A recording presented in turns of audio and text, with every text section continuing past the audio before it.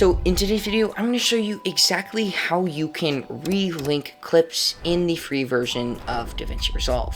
So let's get right into it.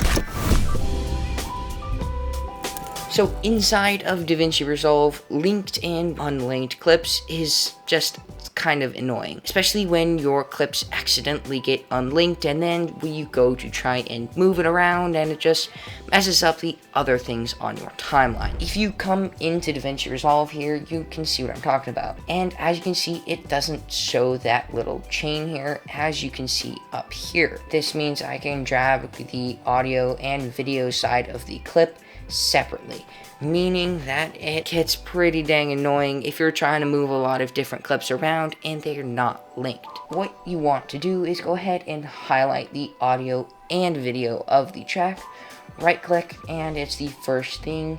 You can just press link clips. So now, as you can see, it shows this little chain icon over there, making it sure that you know that your clips are actually linked together.